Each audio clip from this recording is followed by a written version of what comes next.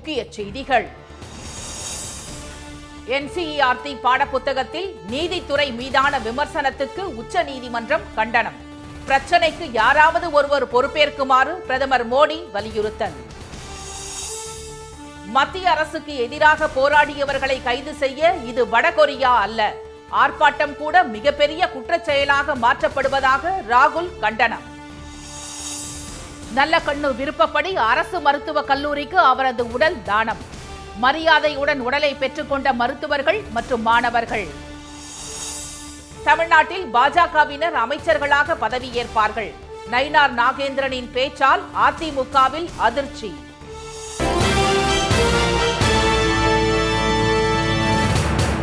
வணக்கம். வணக்கம். NCERT பாடப்புத்தக சர்ச்சைக்கு யாராவது ஒருவர் பொறுப்பேற்க வேண்டும் என பிரதமர் திரு மோடி தெரிவித்துள்ளதாக தகவல்கள் வெளியான நிலையில் கடந்த 10 ஆண்டுகளில் பாடப்புத்தகங்கள் திருப்பி எழுதப்பட்ட விதம் அவமானகரமானது மற்றும் ஆபத்தானது என காங்கிரஸ் குற்றம் சாட்டியுள்ளது. CBSE பள்ளிகளுக்கான பாடத்திட்டங்களை வடிவமைக்கும் NCERT எனப்படும் தேசிய கல்வி ஆராய்ச்சி மற்றும் பயிற்சி குழு 8ஆம் வகுப்பு சமூக அறிவியல் பாடப்புத்தகத்தில் நமது சமூகத்தில் நீதித்துறையின் பங்கு என்ற தலைப்பில் புதிய பாடத்தை சேர்த்துள்ளது. அதில் நீதித்துறையில் பல்வேறு மட்டங்களில் ஊழல் நிலவுவதை மக்கள் பார்த்து வருகின்றனர் என்றும் நீதியை பெறுவதில் மோசமான நிலையை ஊழல் ஏற்படுத்தி வருவதாகவும் குறிப்பிடப்பட்டுள்ளது. இதனை தாமாக முன்வந்து நீதிமன்ற அவமதிப்பு வழக்காக உச்ச நீதிமன்றம் எடுத்துக் கொண்டுள்ளது. இந்த வழக்கு உச்ச நீதிமன்ற தலைமை நீதிபதி திரு சூரியகாந்த், திரு ஜாய் மால்யா பக்ஷி, திரு விபுல் பஞ்சோலி ஆகியோர் முன்பு நேற்று விசாரணைக்கு வந்தபோது இந்த விவகாரத்தில் ஆழமான விசாரணையை நடத்த விரும்புவதாகவும் நீதித்துறையின் தலைவர் என்ற முறையில் இதற்கு காரணமானவர்களை பொறுப்பேற்க வைப்பது தமது கடமை என்றும் தலைமை நீதிபதி கூறினார். சர்ச்சைக்கு காரணமானவர்களின் தலைகள் உருள வேண்டும் என்றும் இதற்கு பின்னால் உள்ளவர்கள் யார் என்பது தெரிய வேண்டும் என்றும் கூறிய அவர் அதுவரையில் இந்த வழக்கை முடிக்கப் போவதில்லை என்றும் காட்டமாக தெரிவித்தார். அவர்களது துப்பாக்கிச் சூட்டில் நீதித்துறையின் ரத்தம் சிந்துவதாக வேதனை தெரிவித்த அவர் பாடப்புத்தகம் எழுதப்பட்டுள்ள விதம் ஆழமாக வேரூன்றிய சதியை காட்டுவதாகவும் கூறினார். NCERT வெளியிட்டுள்ள இந்த புத்தகத்தை அச்சிடவும் விற்பனை செய்யவும் முழுமையாக தடை விதித்த நீதிபதிகள் புத்தகத்தின் அனைத்து பிரதிகளையும் உடனடியாக பறிமுதல் செய்யவும் அரசுக்கு உத்தரவிட்டனர்.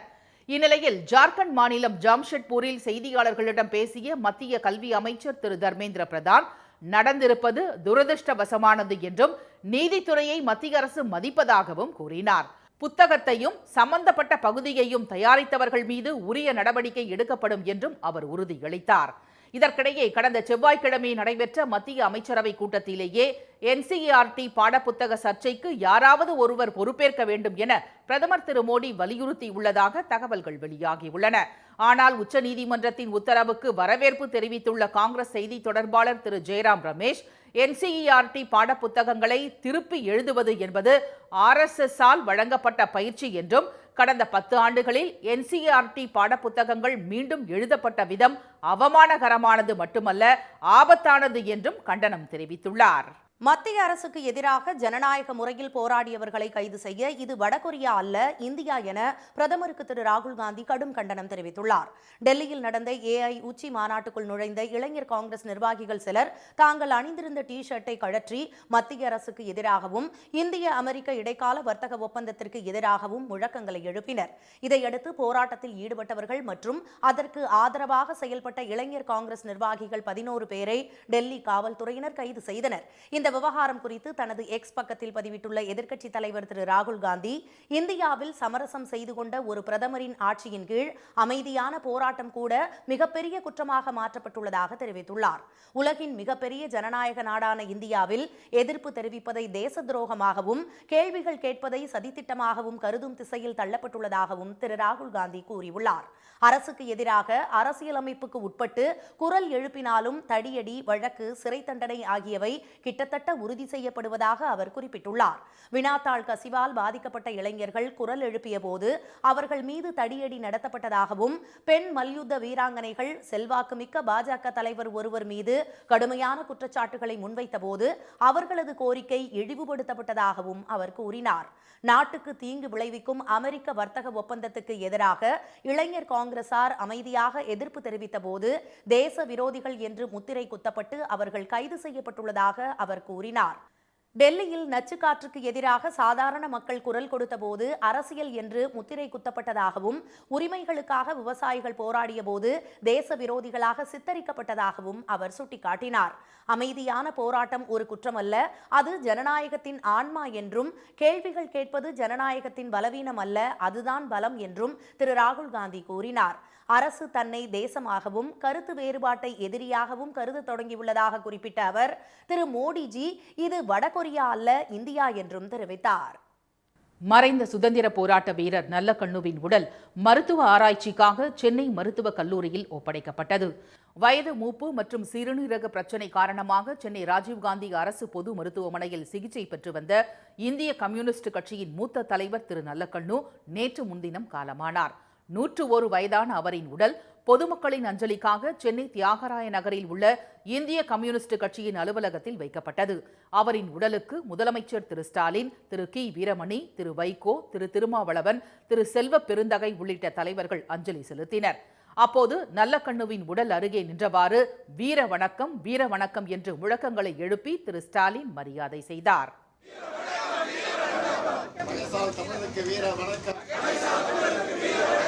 வீர வணக்கம், வீர வணக்கம், தமிழுக்கு வீர வணக்கம், வீர வணக்கம், வீர வணக்கம், போராளிக்கு வீர வணக்கம், வாழ்நாள் போராளிக்கு வீர வணக்கம், வணக்கம், வணக்கம். நடிகர்கள் ரஜினிகாந்த், சூர்யா, திரு விஜய் உள்ளிட்டோர் அஞ்சலி செலுத்தினர். பின்னர் பாலன் இல்லத்தில் 72 குண்டுகள் முழங்க நல்லக்கண்ணுவின் உடலுக்கு முழு அரசு மரியாதை செய்யப்பட்டு ராஜீவ்காந்தி அரசு பொது மருத்துவமனைக்கு கொண்டு செல்லப்பட்டது. வழிநெடுகிலும் பொதுமக்கள் அவருக்கு கண்ணீர் அஞ்சலி செலுத்தினர்.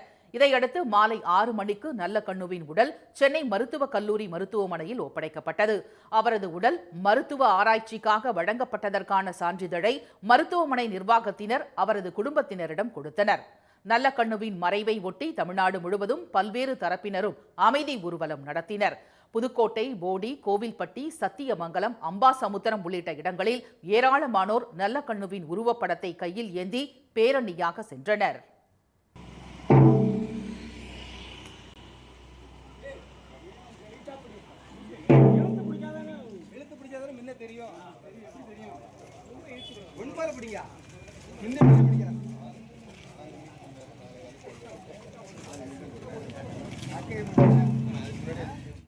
நெல்லை, திண்டுக்கல், ஒசூர், மதுரை, மேலூர் உள்ளிட்ட இடங்களில் அவரது படத்தில் மலர் தூவி பல்வேறு கட்சியினரும் மரியாதை செய்தனர். எளிமையின் இலக்கணமாக திகழ்ந்த இந்திய கம்யூனிஸ்ட் கட்சியின் மூத்த தலைவர் நல்லக்கண்ணு தான் கொண்ட கொள்கையில் இறுதி வரை உறுதியாக இருந்தார் என்றும் சமரசமற்ற போராளி என்றும் ஊர்வலத்தில் பங்கேற்ற மக்கள் புகழாரம் சூட்டியுள்ளனர்.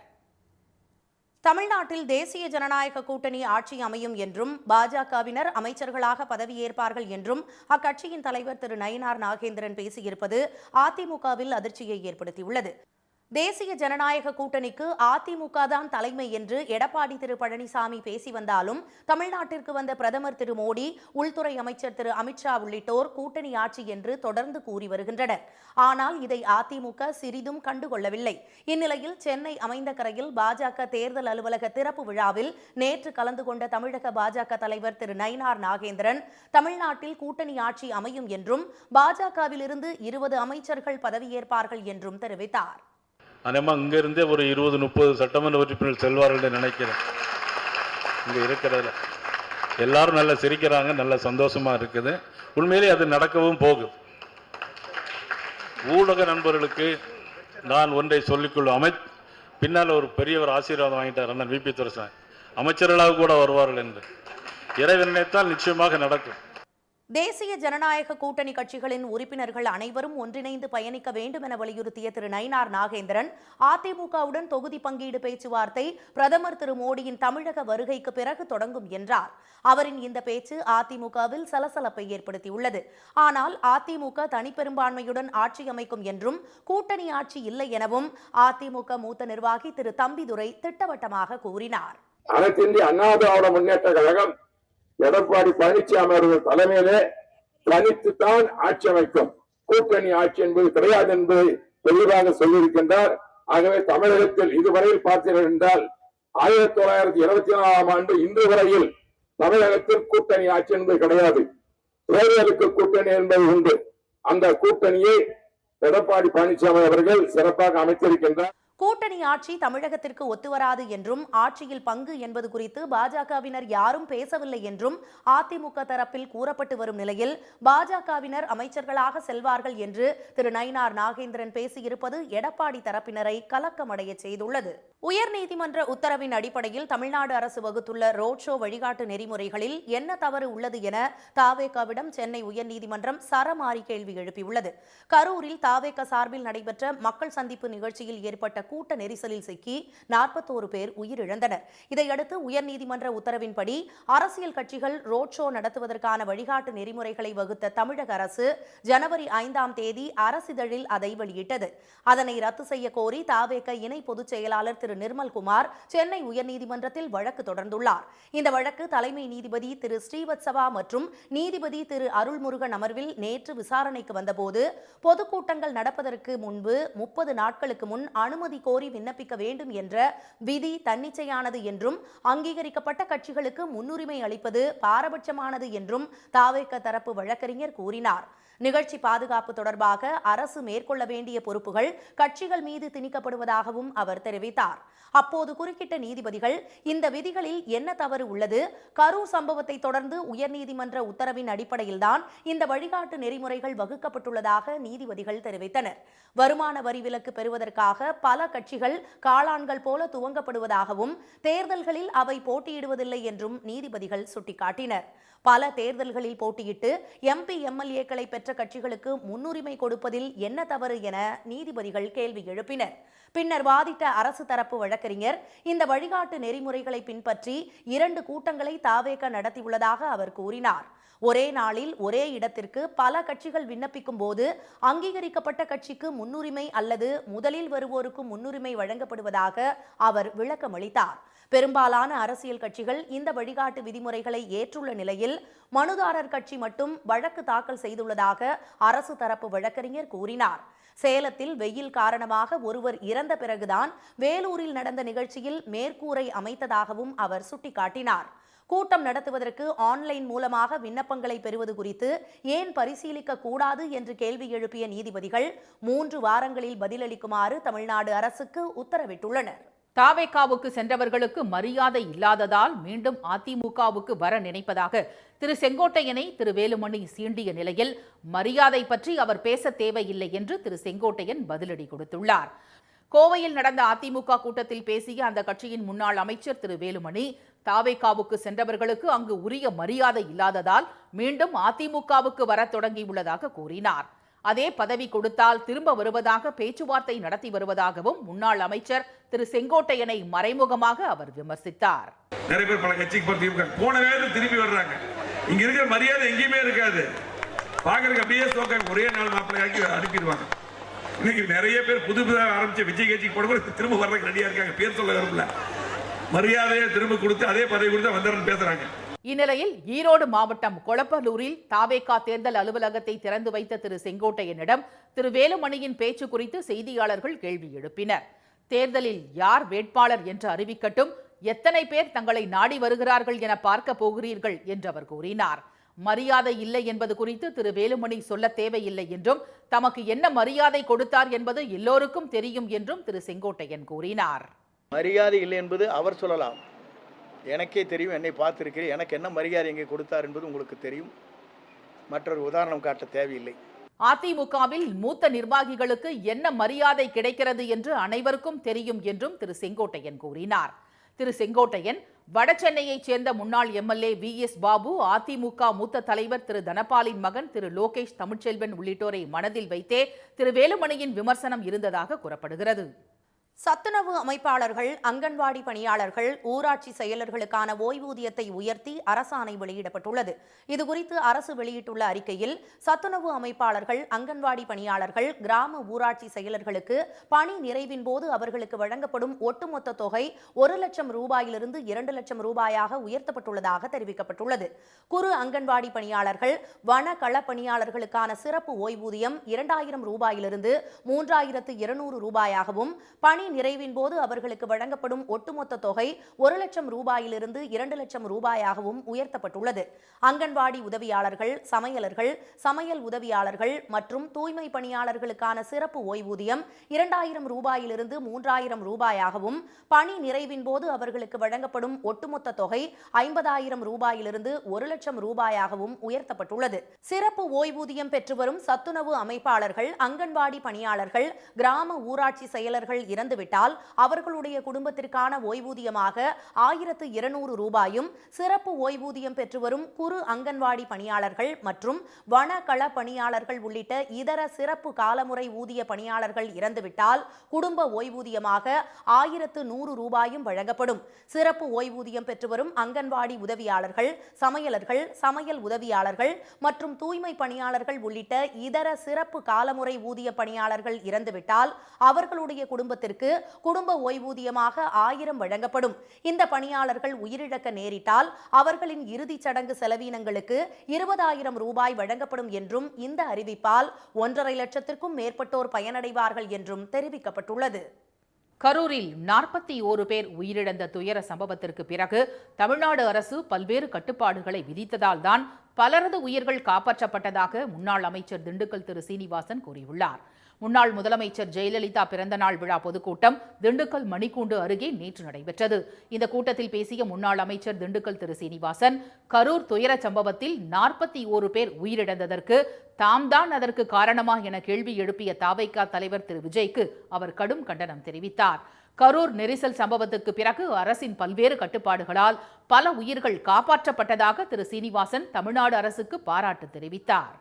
உயிரை பறிகொடுத்த அந்த நிகழ்ச்சி காரணமான விஜய் அவர் திடீரென்று 12 மணிக்கு வர சொல்லிட்டு 7 மணி வரைக்கும் காக்க வச்சு ரசிகர்களை சாகடித்து வைத்துவிட்டு இன்றைக்கு இந்த அரசாங்கம் பல சட்டத்திட்ட விதிகளை போட்டு வைத்ததின் மூலமாக பல உயிர்கள் காப்பாற்றப்பட்டு கொண்டிருக்கிறது. அதிமுகவை விட்டு போனவர்களால் இப்போது கட்சியின் கரைவேட்டியை கூட கட்ட முடியவில்லை என திரு ஓ பன்னீர்செல்வத்தை மறைமுகமாக திரு சீனிவாசன் விமர்சித்தார். அதிமுக கொடி கூட அவரது காரில் இருக்கக்கூடாது என கடவுள் தண்டனை கொடுத்து விட்டதாகவும் அவர் சாடினார். ஈரோடு மாவட்டம் சித்தோடு காவல் நிலையத்தில் ஒரே நாளில் அடுத்தடுத்து 4 காதல் ஜோடிகள் பாதுகாப்பு வழங்க கோரி தஞ்சமடைந்தது பரபரப்பை ஏற்படுத்தியுள்ளது. சித்தோடு காவல் நிலைய எல்லைக்குட்பட்ட நசியனூர் பகுதியைச் சேர்ந்த ஸ்னேகா மற்றும் ரெட்டிப்பாளையத்தை சேர்ந்த வழக்கறிஞர் பிரபாகரன் ஆகியோர் கடந்த 7 ஆண்டுகளாக காதலித்து வந்துள்ளனர். பெற்றோரின் எதிர்ப்பை மீறி திருமணம் செய்த இவர்கள் சித்தோடு காவல் நிலையத்தில் தஞ்சமடைந்தனர்.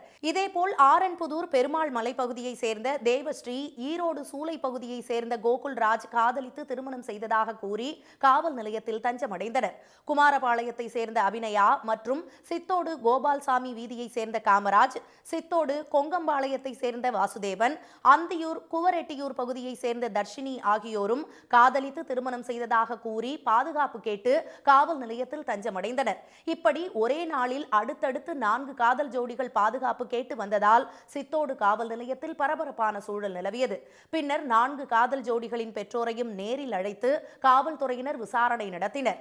பின்னர் பாதுகாப்பு நடவடிக்கைகளுக்காக பெருந்துறை அரசு மருத்துவமனையில் உள்ள ஒருங்கிணைந்த சேவை மையத்திற்கு அவர்களை அனுப்பி வைத்து பேச்சுவார்த்தை நடத்தி சமரசம் செய்து அனுப்பினர்.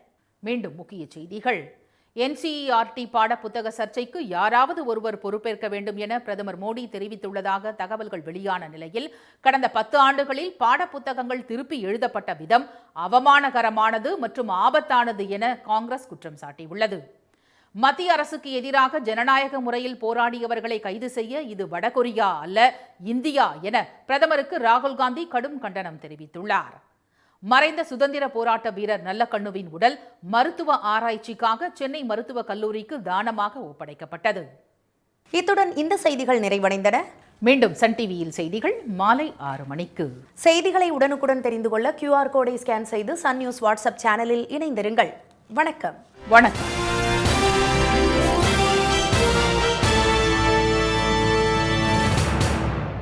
உடனுக்குடன் செய்திகளை தெரிந்து கொள்ள சன் நியூஸ் பெல் ஐகானை கிளிக் பண்ணுங்க.